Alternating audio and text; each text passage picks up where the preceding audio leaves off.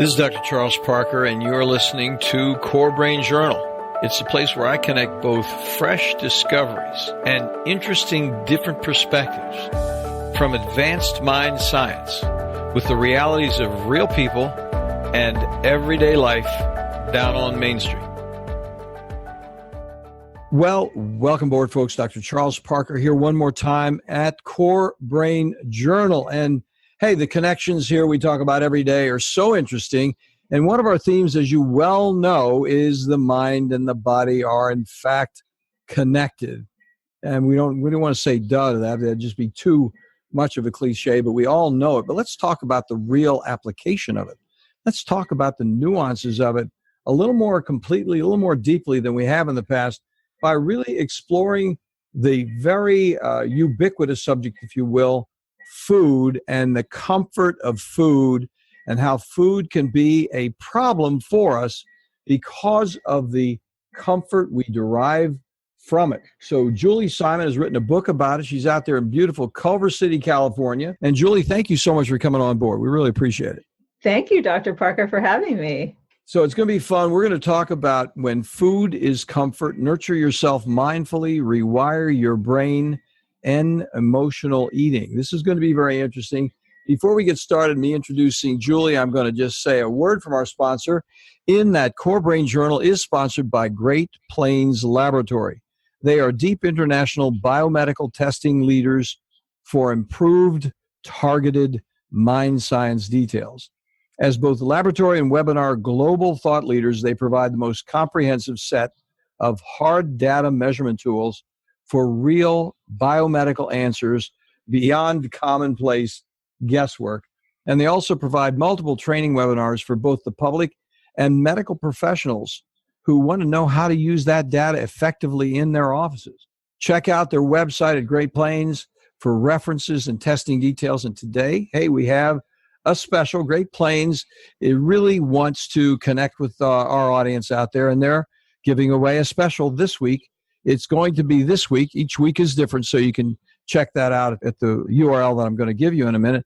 But this week is going to be GPL Myotox. Basically, it's mold and toxin testing.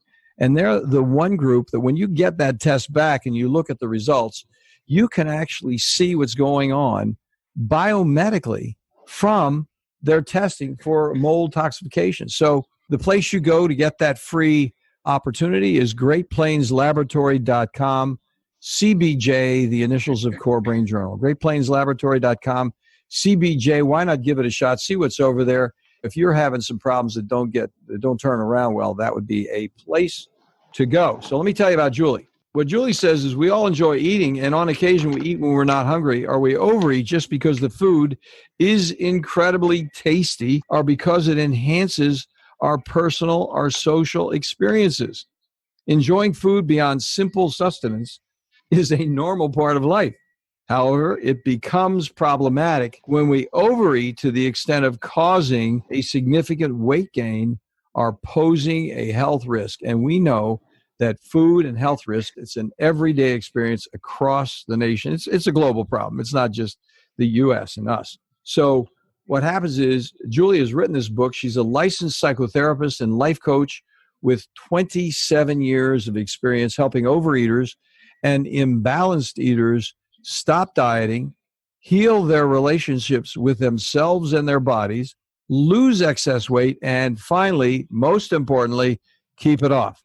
A lifelong fitness enthusiast, she is also a certified personal trainer with over 25 years of experience designing exercise and nutrition programs for various populations. Now, I'm going to mention this to you. Julie Simon is also the founder and director of the popular Los Angeles-based 12-week emotional eating recovery program out there in sunny Southern California. So, Julie, thanks so much for joining us. Let's talk a little bit before we get started too much, who you are as a person, how you happen to get on this topic and get into it as deeply as you have. Well, I have been passionate about, as you can tell from reading my bio, I've been passionate about health and fitness my entire life. And early in my life, I'd say like my teens and my 20s, like many young girls, I started to put on weight. And I had a mother and a sister who went ahead of me, and they had put on weight, and they were busy dieting, and all of us were counting calories, fat grams, carbohydrate grams, weighing and measuring our food, measuring our bodies, and we were still gaining weight.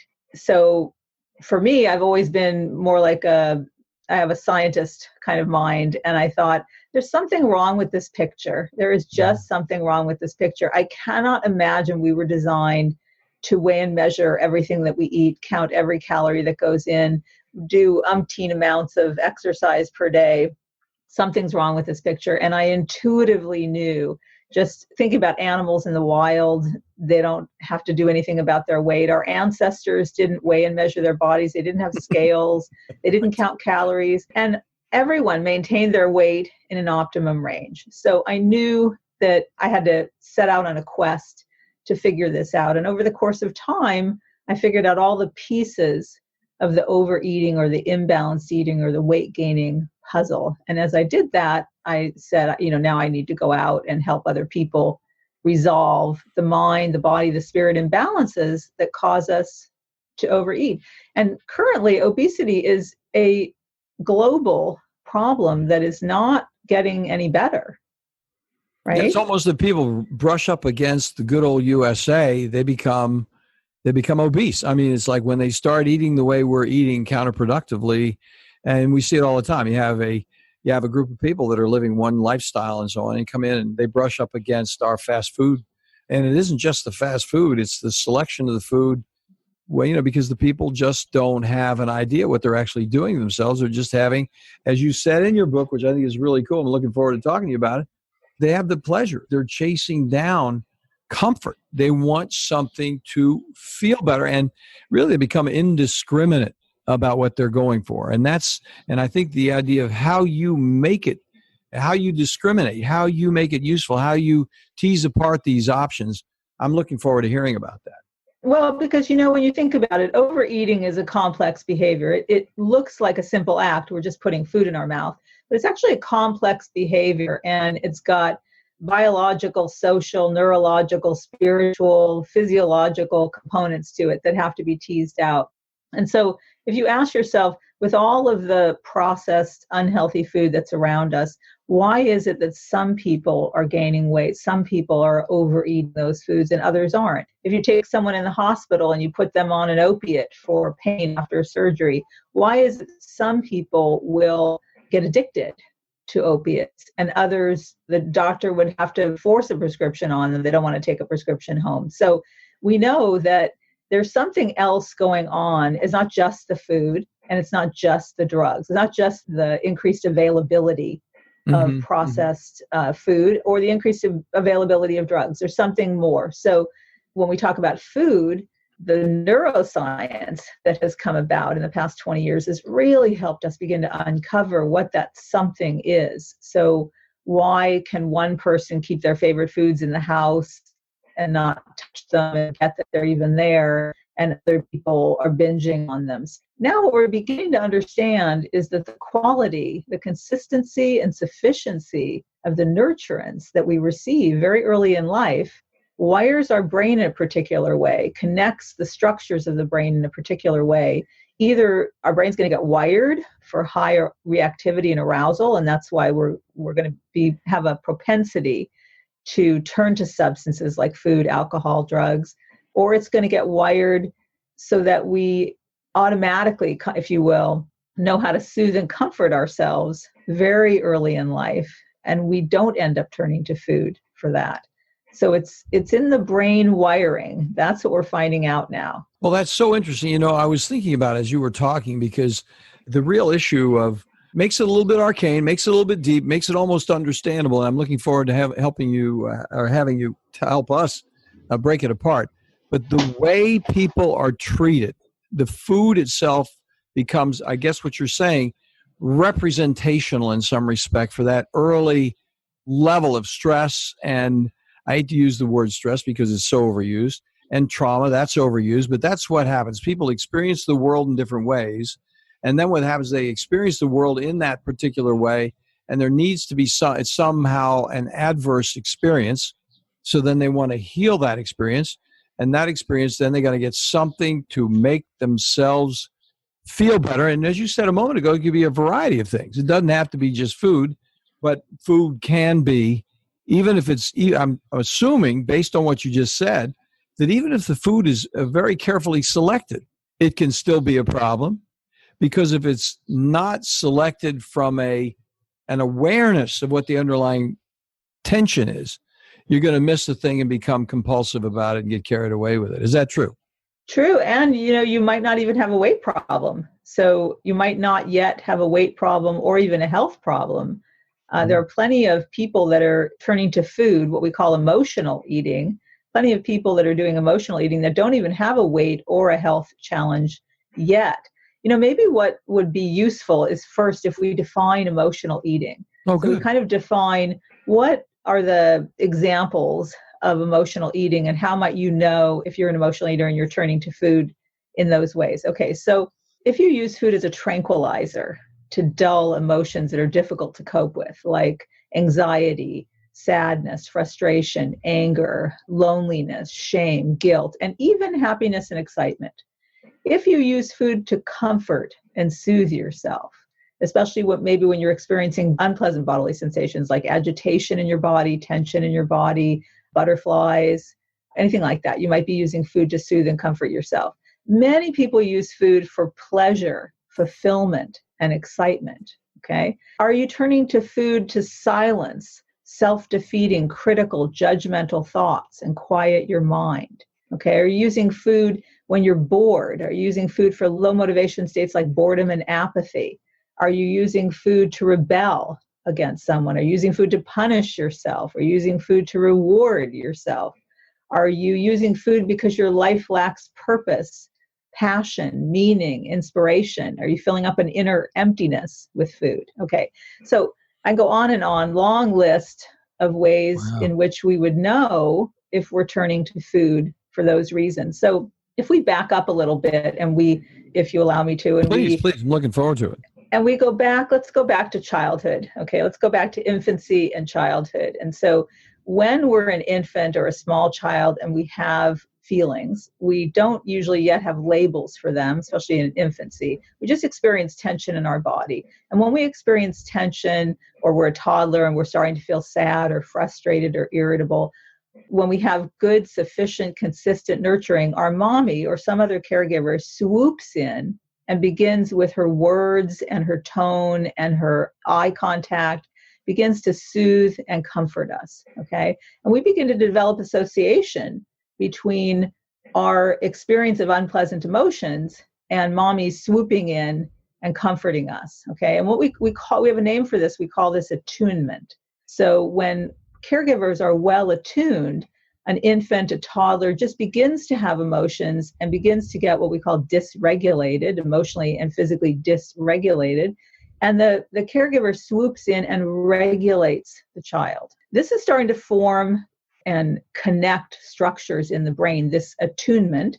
And it's also creating attachment, a secure attachment to our caregiver, which gives us that comfort level that when I have these kind of feelings, then someone comes and helps me and calms me. We're also developing those kind of thoughts in our brain. There's someone to help me. The world is a safe place, right? All of this is happening in our brain, all right?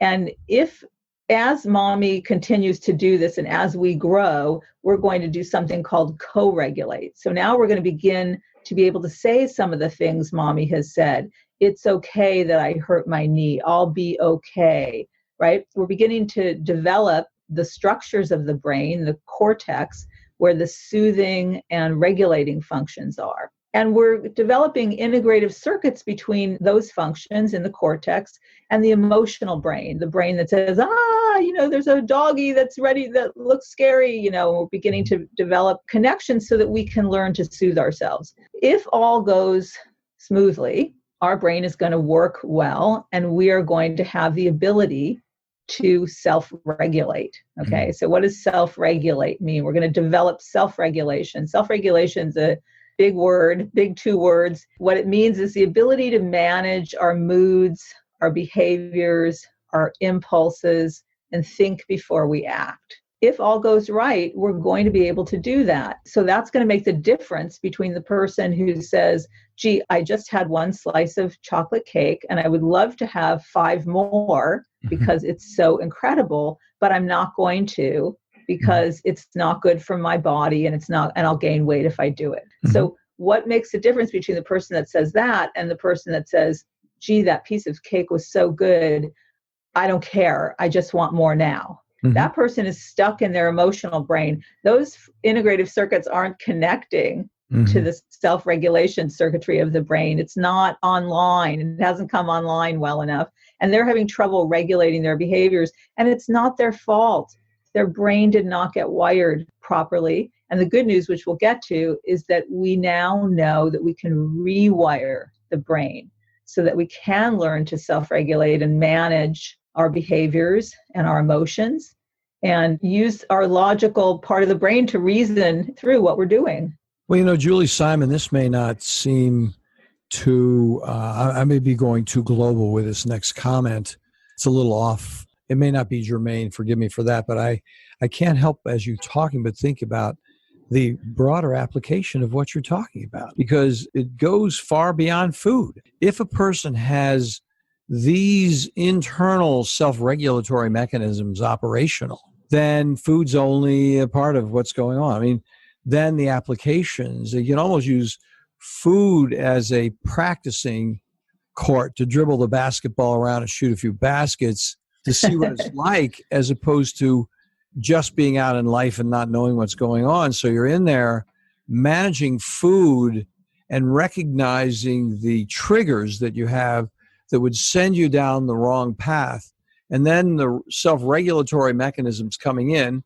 And it sounds like it's an evolved self-regulatory mechanism, because it's not just don't do that, but there are some other things that come in terms of problem identification, alternatives, recognition, a lot of, I don't know that much about it. I'm just talking off the top of my head.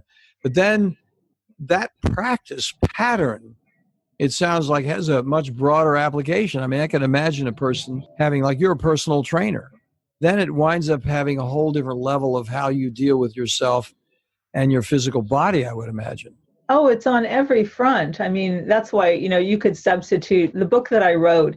You can have any problem. You can have a problem with food. You can have a problem with alcohol. You can have a problem with drugs. You can have a problem getting up in the morning and activating yourself. You can have a problem with being late. You can have a problem with gambling. You can have a problem with overspending. You can drive your car too fast and get in too many accidents. Any of these areas where you have difficulty regulating your behaviors, we automatically know that something's going on in the brain, something's happening in the wiring, that you cannot set your goal. You cannot say, okay, I'm going to bed every evening by 11 because I need the sleep and I need to get up by such and such a time. If you can self-regulate, you can do it everywhere in your life. If you're having trouble with self-regulation, you're probably having trouble with it in more places than one, right? Isn't that interesting? And, I really hadn't thought about food as an instructional tool.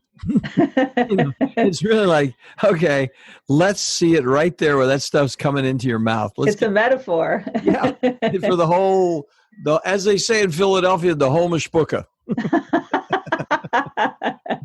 Get it done. Get it right. It's really, because then what happens if you see that and you say, look, somewhere on that level, you break through the denials. I'm not self-regulated here. And if you can do it with food, which is so elemental and so present in everyday life, then the broader application of living your life in a continuous fashion and in the dynamic of how you deal with the reality of everyday life. It sounds doggone interesting, to tell you the truth. I really hadn't thought about food in that manner. I really appreciate your sharing that. Well, it's so funny because people will come to my seminars and workshops and they'll say, I don't think I'm an emotional eater. I think I just love food. And I say, okay, well, bottom line, I think we all love food. I don't know too many people who don't like food. But my question to you is, can you just make choices to eat healthfully? And you're telling me you just love food, but I also notice that you're 50 pounds overweight. So I don't buy it. You're having trouble regulating your behaviors. What is that about? Do you have trouble in other areas regulating your behaviors? And usually people say, well, yeah, my wife tells me I spend a little too much, or well, yeah, my husband says those 3 glasses of wine I have every night make me an alcoholic. Hmm. Okay, it's never just food. It's self-regulation. And the good news is that we really can learn self-regulation. This is what my book is all about. It's all about a mindfulness practice that will help you connect to yourself. You'll be practicing internal attunement. So we talked about that very important skill that parents must have to attune to their children, and how when we get the proper attunement when we're young, all the systems in the brain go online. If we didn't get that, and in fact, I said the structures of the brain come online when we get the proper attunement. Also, the chemistry of the brain gets created, the structures that create chemistry, all the feel-good chemicals, dopamine, serotonin, all of that comes online from proper attunement. So, not to put all that much pressure on young parents, but there's a lot of pressure there. So if all that hasn't happened, the good news is we can practice a mindfulness practice where we are internally attuning, and we can rewire the brain and shift and adjust our brain chemistry, and there's a way out. Well, that is so interesting, because just as you were talking about, I was traveling along with you in the pictures you were putting up for us. And so much of what we do as individuals, if you just take politics, which I promise you I will not get into because it's so boring nowadays, but the big issue would be entitlement. Entitlement is an example of individuals who are seeking comfort from the outside in some way and less desirous of being responsible within themselves. And even some people who are serious conservatives are really massively entitled in terms of the way they're actually managing themselves, because they're not really mindful of what's going on with others in a way. So what happens is you would think of conservatism as a political idea of being against the whole thing of wanting something to feel comfortable from the outside. And yet the antithesis of that is what's going on in the political dialogue, because the individuals who are the conservative people are constantly running around figuring out how they can make themselves more comfortable. Well, and if you think about it, when you think about that concept of entitlement, because what we're talking about really is babies and toddlers and children that get derailed. Okay, that's what we're talking about. The brain gets derailed, and then the behaviors get derailed. There's developmental derailment. And you can see developmental derailment in our current leaders. So basically what we're talking about is a child in a grown-up body. We're talking about beings that haven't fully grown. Yeah. And that's what entitlement's all about. It's young, it's derailed, and the brain needs to be rewired. Well, and the brain needs to be rewired, and the person needs to become more self-reflective, which is what your mission is. You didn't say that word per se, but that's really essentially what you were talking about repeatedly, is the recognition of one's relationship with that comfort modality, using food as a metaphor for where they're going with themselves. What's their relationship with that level of comfort? What's their relationship with this other level of comfort? How do they actually manage themselves in these other contexts? I mean, yeah, and that is such a good point that you raised, because that's where entitlement starts, from the experience of even parents who are programming the child. Like, this is exactly the way it should be. This is how you should think about people. And entitlement often comes from parents who they don't know how to properly attune and nurture and regulate their children. Yeah. And they kind of live through their children. So they kind of boost up an ego in a child. But the child doesn't have the grounding and the foundation to support that big ego, right? And then we see entitlement. Yeah, and to sort reality. They don't really get the reality training sorted out, because the parent's really not teaching them to do reality training.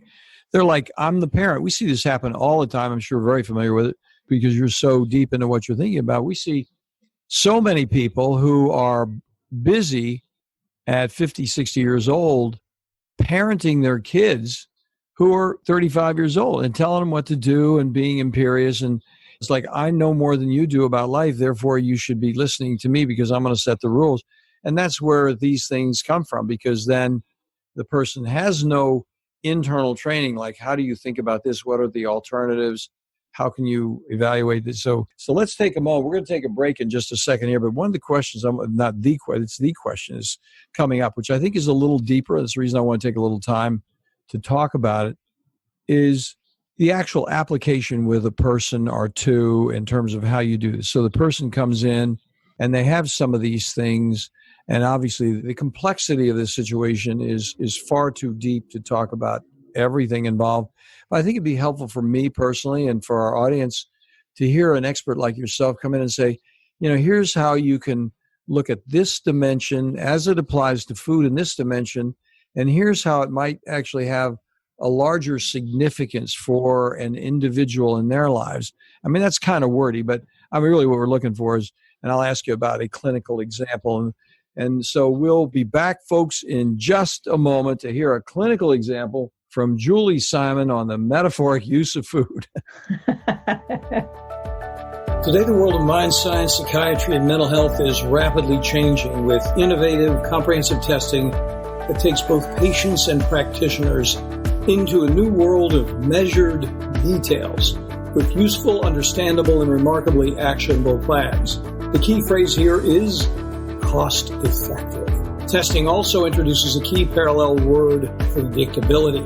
Psychiatric treatment failure, especially after multiple medications and or brief hospitalizations, arises directly from the complexity of measurable brain-body imbalances and impediments that explicitly interfere with medical outcomes and create costly difficulties with inadequately informed supplement and medication trials over time. Great Plains provides a leadership team of biomedical experts with advanced laboratory insights, approved nationally both by the FDA and CLIA laboratory certifications, and is available internationally for both public and medical professionals.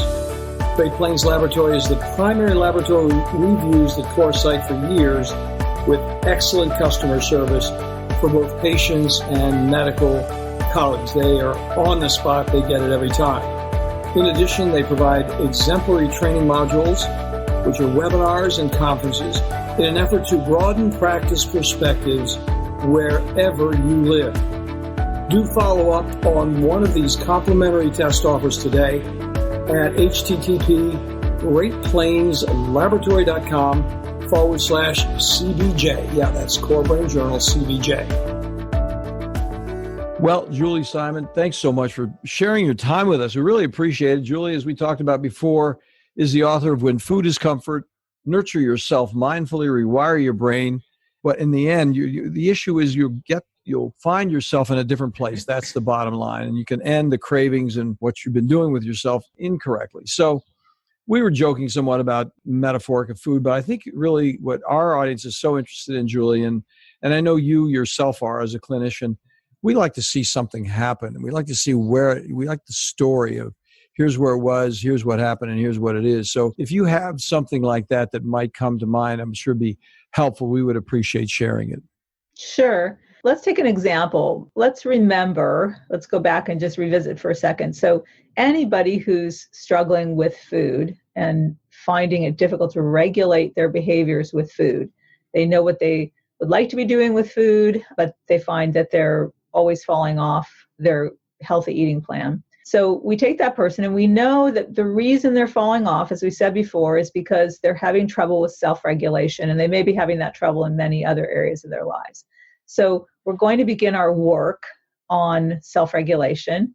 And remember, as I said earlier, all of this starts very early in our lives with good attunement from mommy. So what does that mean? Mommy swoops in and tunes in to what we're feeling. So feelings, now when I say feelings, I'm talking about emotions, and I'm talking about bodily sensations. And when we have an infant doesn't have any labels. An infant just has bodily sensations. So emotions present in the body as bodily sensations, right? Even though we now as adults, most of us have labels for them, they really actually start in the body as sensations. So we're going to start right back at step one, right? And we're going to tune in to our emotions and our bodily sensations. And this may seem like a slow process, but remember, we're rewiring the brain and we're learning skills. And so if you want to learn to ride a bike or you want to learn to play the guitar, you got to start putting your fingers on the frets and learning the notes. And it's kind of slow. So this process may feel a little slow for some, but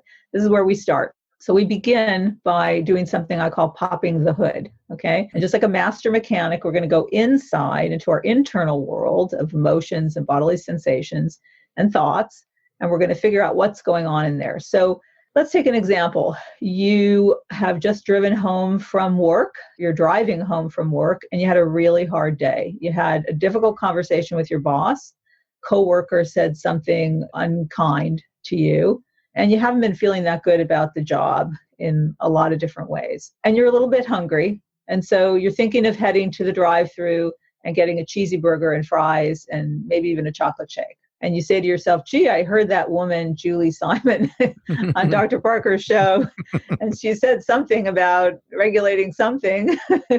So I think I'm going to try to do what she said. Okay. So pull into the parking lot for a minute, before you go through the drive-thru. If you have a pad of paper somewhere, just grab it, because research shows, that we're more focused and we can actually regulate ourselves better if we write down what we're feeling. Okay. So now we're going to pop the hood and just take a few minutes and find out, what am I feeling? I just came home from work. I'm a little bit hungry physically, but what am I feeling? Okay. Now, very often emotional eaters have a hard time even with this first step. They'll say, I haven't the faintest idea what I'm feeling. Mm-hmm. Or bodily sensations. You know what your body's feeling? I don't know. Tight. One word. I'm upset.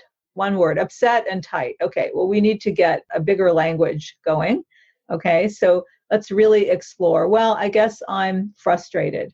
I guess I'm angry. Now, I give people in my books, both my books and in my 12-week program, we have handouts with every emotion you can imagine, every bodily sensation you could ever label. So we learn how we're getting remedial. We're learning how to do this. We're going back to kindergarten. Okay. What am I feeling? So I'm frustrated. I'm sad. I'm hurt. I'm angry. I'm feeling a little hopeless. I'm feeling a little down. Okay, perfect. What are you feeling in your body? Well, I am noticing that my shoulders are tight. I have a slight headache coming on. I see that I'm kind of clenching my fists. My jaw feels kind of tight. All right. So there's a lot going on internally. We pop the hood. There's a pretty big storm going on. And we were going to go bypass that entire storm and just load up on food. Okay. Now we know all of those foods, all of today's modern processed foods will release incredible amounts of feel-good chemicals in the brain, and we will feel very calm and very relaxed after we eat it.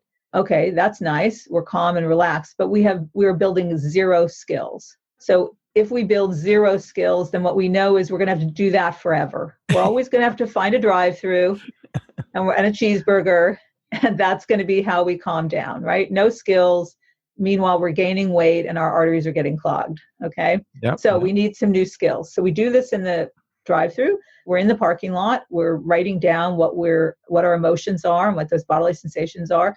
And we're starting to notice that I'm feeling a little bit more relaxed right now. Just from that first step, I'm feeling a little bit more relaxed. It's a mindfulness step. I tuned in, I attuned to myself, and I'm feeling a little bit more relaxed. That's great. Second step in my 7-step mindfulness practice is to validate. Why do we validate? Why are we going to validate what we're feeling? Because research shows that validation is calming and soothing. We all know that if we're having a problem and you say to your friend, gee, I'm so upset about such and such, and your friend says, well, that makes sense. Of course you're upset. It makes sense to be upset. Just the validation is calming and soothing, okay? So we're going to practice the validation. And there's another very big reason why I created this mindfulness practice in the way I did. When we begin to validate without realizing it, we're starting to use a soothing voice. Excellent point. Interesting. So instead of just being all in those feelings, which is the emotional brain, I'm sad, I'm hurt, I'm angry, I'm frustrated. Now there's another voice in our head that says, hey, it makes sense to feel that way. Of course you're feeling that way. I can understand feeling that way. Now we're building the self-regulation circuits of the brain, okay? Mm-hmm. We're building the soothing function of the brain. So then I go through more steps in the book where we're building that voice.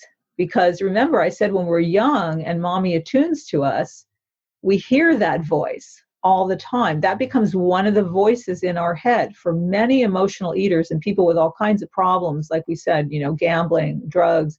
They didn't hear a soothing, calming, nurturing voice often enough and regularly enough It's so true. to have incorporated it. When I think about my own mother, if I have a problem, my mother gets anxious. She doesn't calm and soothe me. She starts to get panicked, right? Well, Yeah. if that's happening at this stage of my life, can you imagine what it was like when I was a little one? Ouch, ouch, ouch. Right? Yeah. So we go through all these steps and we're building an internal nurturing voice that's capable of helping us identify our true non-food needs. So let's just say we've been working on that voice in the car. We validated. Okay, we brought that voice in. We have a few more steps for that. And now we're ready to get clear on what our needs are. So remember, I'm driving home. I'm the person driving home. I had a difficult time. Now I'm going to ask myself, what am I needing? I just had a rough day at the office. I need to eat something, but I'm not really needing a cheeseburger and fries and a shake. What am I really needing? Now, again, this is another step that emotional eaters have a difficult time with, identifying what are they really needing. So this person takes the time, looks at the charts and says, I think I'm needing calming, which I've already started to do just by pulling away and writing. I think I'm needing soothing. I guess I'm needing some reassurance that things will get better. I know what I'm needing. I need hope. I need hope that my life could be better than it is. Now the person has connected to themselves. What happened at work, which was just going to get drowned out and numbed out with food, has now become kind of like a problem to be solved, if you will. And now the person is being proactive and the person is really taking a look at what's going on in their life. And maybe at this point, sometimes not, sometimes a person will say, I still feel pretty bad and I want that cheeseburger. Okay, that's fine. I say, do your work. And if you still feel like you need to use food in the early stages of this work, that's fine. It'll drop away over time. But perhaps the person says, you know what? I think I'm going to go home and make a salad. I don't think I have to have the cheeseburger tonight. I get it. I know what's going on. Mm-hmm. And then we've had a successful session. Well, I was thinking while you were talking, it's so interesting because no one has really worked with us here at CoreBrain Journal so eloquently about these small nuanced things that you can just, as you travel in one's mind or my own mind, listening to you going through it, you could see how helpful it was. In fact, you can see the message of instruction that's inherent in the problem. Yes. Because the problem provides an opportunity that if you really look at the problem carefully, it provides an opportunity for you to say, okay, I'm not that person. I don't want to be that person, that vulnerable person with the boss who's a pain in the ass. I'm going to be this other person who really doesn't care about that boss. I'm not going to let that person, that other human being, take over my identity. I'm going to reclaim my own personal identity. And instead of throwing a bunch of salve on my face when I really don't need it, I'm going to have a salad, toughen up, work out, and I'm going to metaphorically kick his butt tomorrow by being a person. I'm not going to wince around the office. And he's yes, and you know what? Even if you're not yet able to get as far as you got with that, right? You might at least be able to say, I can see that I'm really letting these things get to me, and I'd like to learn more skills to handle. I want to be the kind of person that when my boss says something to me I don't like, or a coworker says something, that I have more resilience. I'd like to build more resilience. So I don't have it today, and I'm not going to have it from one session with myself.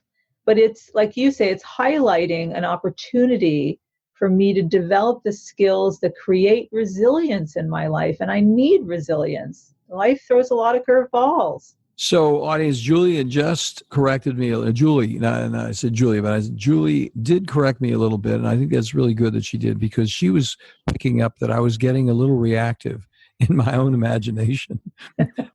I needed to relax a little bit with this whole thing. I don't really need to kick his ass to feel better, okay?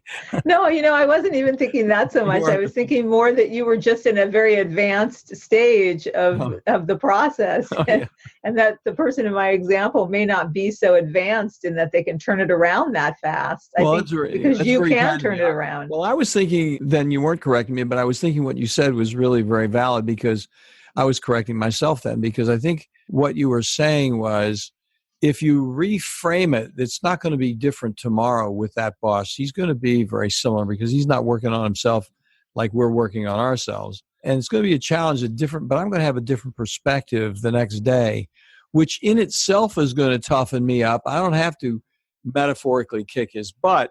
I can just go into a different self and manage it with a different level of confidence and a different level of planning of what my next step is going to be that's not self-destructive.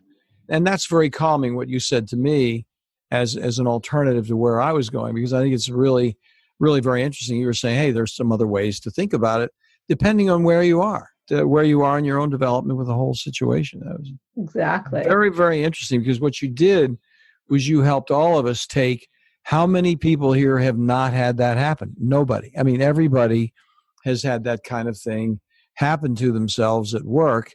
And I think your cheeseburger example is so well stated, because, I mean, it could be ice cream, it could be whatever, chocolate shake, it's going to be something that's going to be completely comforting and soothing and make you feel better. And it will have a certain measure of probably fats and carbohydrates associated with it, because I don't know, you know more about that than I do, but I would think the fats and carbohydrates are going to do a different thing than the salad's going to do to your mind.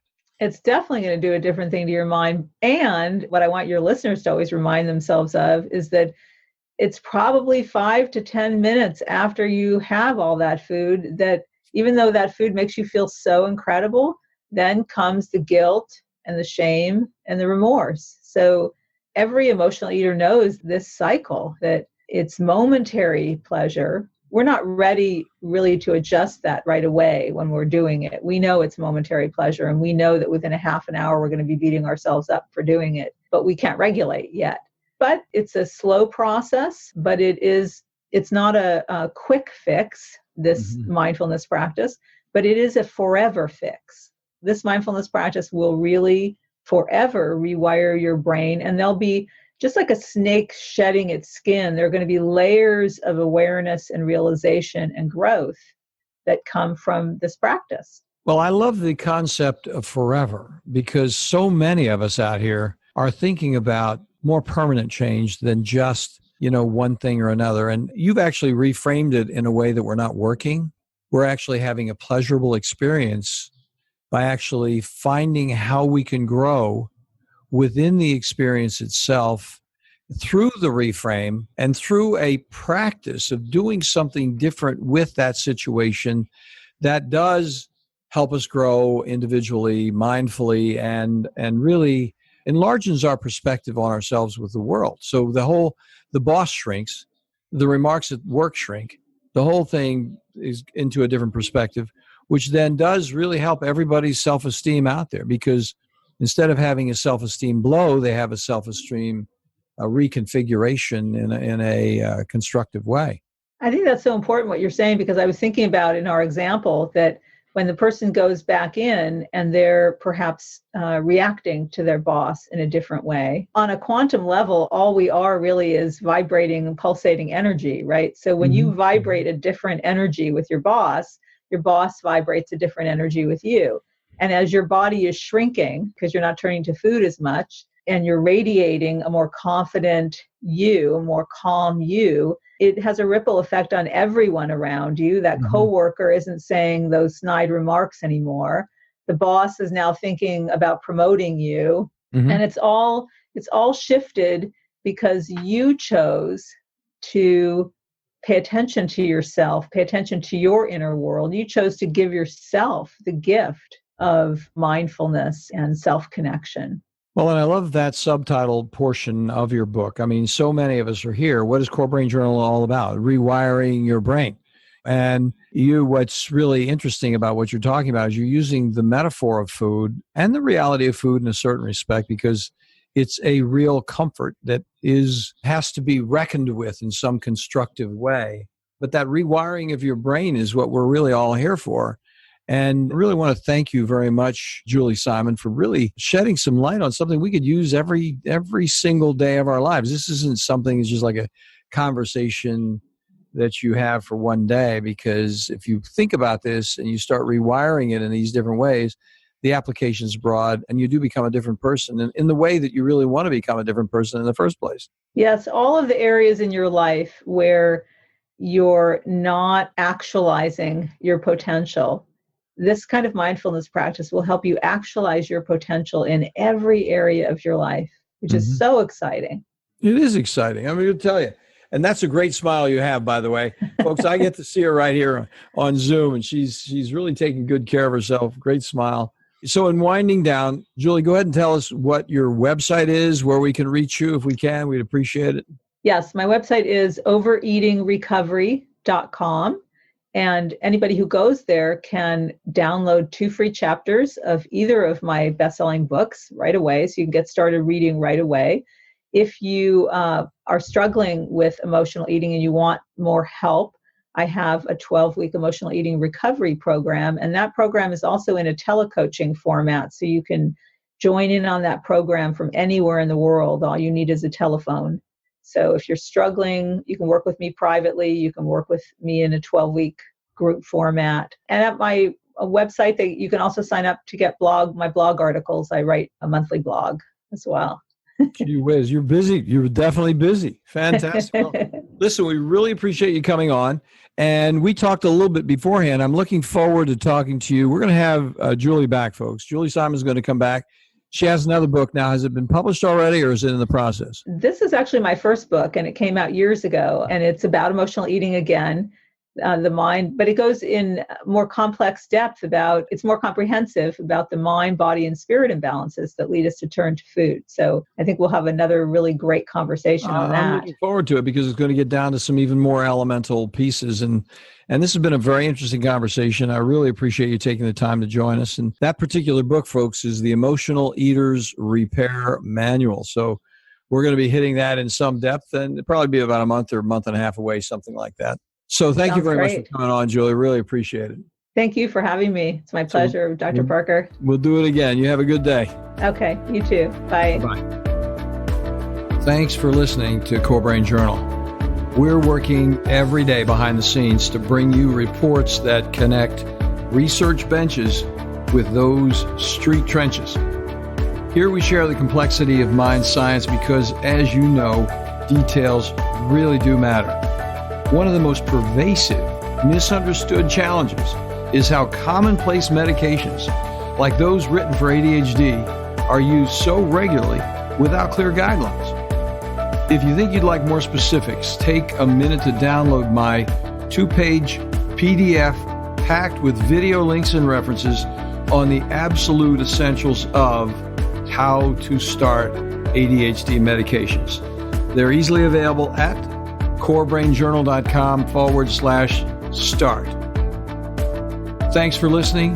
Do connect and stay tuned. Together we can make a difference.